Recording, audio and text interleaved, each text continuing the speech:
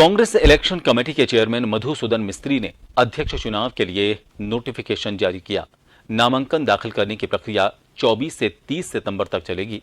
अगर एक से ज्यादा कांग्रेस नेताओं ने नामांकन दाखिल किया तो 17 अक्टूबर को मतदान होगा और 19 अक्टूबर को नतीजे आएंगे। मौजूदा स्थिति की अगर बात की जाए तो कांग्रेस सांसद शशि थरूर और राजस्थान के मुख्यमंत्री अशोक गहलोत चुनावी दौड़ में हैं। मिस्त्री ने कहा कि कोई भी प्रतिनिधि नामांकन दाखिल कर सकता है।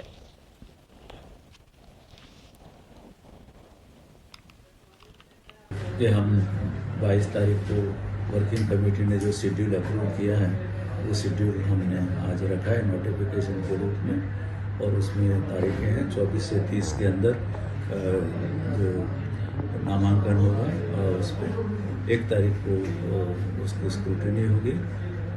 फिर जो 8 तारीख तक 7 दिन का विड्रॉल पीरियड है और उसके बाद में कैंपेन का पीरियड है और 17 तारीख को वोटिंग होगा।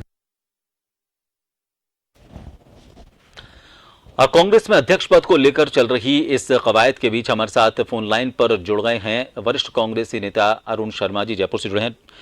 अरुण जी, बहुत बहुत स्वागत है जन टीवी पर आपका। कांग्रेस की अगर बात की जाए तो चूंकि अशोक गहलोत का नाम अब सामने आया है अध्यक्ष पद की दावेदारी के तौर पर, ऐसे में सिर्फ दिल्ली की राजनीति कांग्रेस की जो है उसमें हलचल नहीं मचेगी, राजस्थान की जो राजनीति है उस पर भी सभी की निगाहें हैं। क्या लगता है आपको कब तक यह स्थिति साफ होगी, क्योंकि मुख्यमंत्री आखिरी कोशिश करने के लिए गए हैं राहुल गांधी से मिलने के लिए? जी प्रभात, जैसा आपने बताया अभी आपकी रिपोर्ट में भी कि आज नोटिफिकेशन जारी हो गया है। 24 तारीख से नामांकन शुरू होगा और एक ये जो बहुत प्रचलित बात थी जो कि हालांकि सत्य से परे थी कि कांग्रेस में इंटरनल डेमोक्रेसी का हास हो रहा है और एक ही परिवार की चलती है इस कांग्रेस में।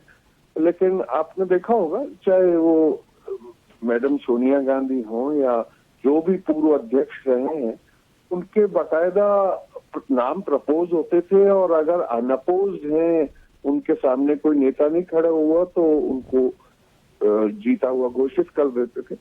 हालांकि पास में 2-3 बार ऐसे मौके भी आए इतिहास में जब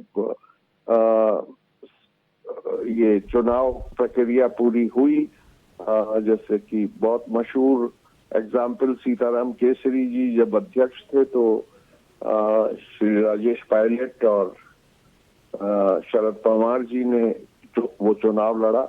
इसी तरीके से सोनिया जी के सामने जतिन प्रसाद भी एक बार चुनाव लड़ चुके हैं। तो जिस तरीके से विस्तृत ये चुनाव प्रक्रिया अनाउंस की गई है, ये कांग्रेस के आलोचकों को जवाब है कि जो भी आंतरिक प्रजातंत्र अब देश में राजनीतिक पार्टियों में बचा है वो कांग्रेस में ही है।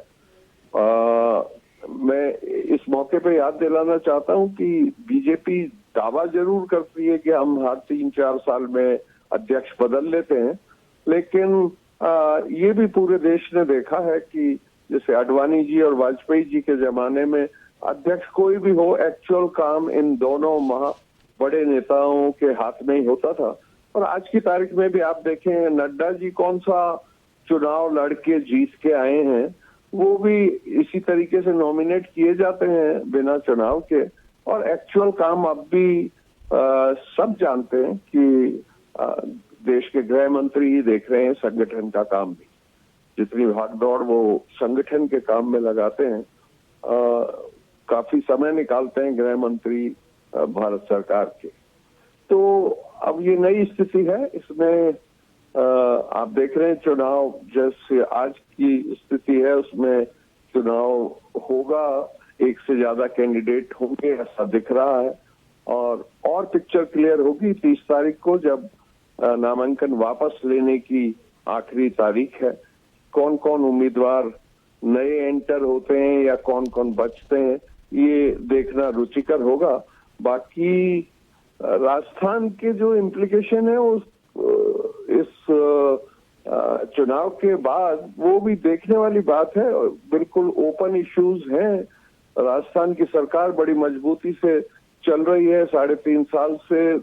सारी दुश्वारियों के बावजूद, वो चाहे महामारी के रूप में 2 साल गए हों इस सरकार के, और कुछ राजनीतिक घटनाक्रम भी ऐसे रहे हैं, लेकिन उसके बाद भी हर बार कांग्रेस ने इन 3.5 सालों में साबित किया कि बहुत मजबूती से ये सरकार चल रही है। और दिखने में चाहे विवाद चारों तरफ दिखते हों कई बार, लेकिन जब जब भी मौका आया, वो चाहे राज्यसभा के चुनाव हो, मंत्रिमंडल के विस्तार हो, राष्ट्रपति के चुनाव हो, कांग्रेस बिल्कुल एकजुट दिखाई दी। और जितना उनका नंबर है उस हिसाब से वोटिंग हुई, कोई क्रॉस वोटिंग नहीं हुई, बल्कि बीजेपी के एक एमएलए ने वोट क्रॉसिंग में हिस्सा लिया और कांग्रेस के पक्ष में वोट डाला।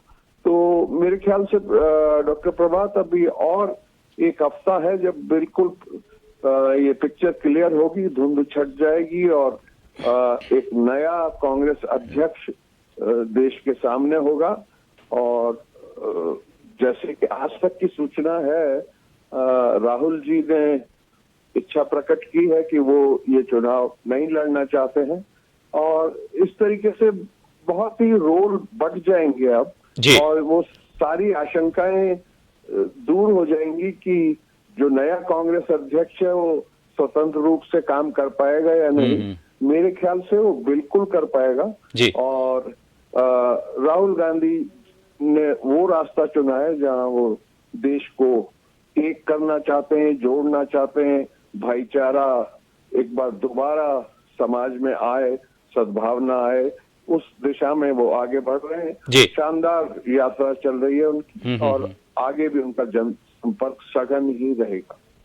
बहुत बहुत शुक्रिया अरुण जी हमसे जुड़ने के लिए। तो कांग्रेस का यह कहना है कि कांग्रेस में आंतरिक लोकतंत्र है, ये साबित हो चुका है इस इलेक्शन की प्रक्रिया शुरू होने के साथ, इसकी घोषणा होने के साथ ही, और साथ ही ये बीजेपी के लिए भी जवाब है, जहां पर सिर्फ नॉमिनेट किया जाता है अध्यक्ष को, वहां पर भी चुनाव की प्रक्रिया पूरी नहीं की जाती। इसके अलावा जो भी राष्ट्रीय अध्यक्ष बनेगा कांग्रेस का, वो कांग्रेस के भविष्य के लिए बहुत बेहतर होगा।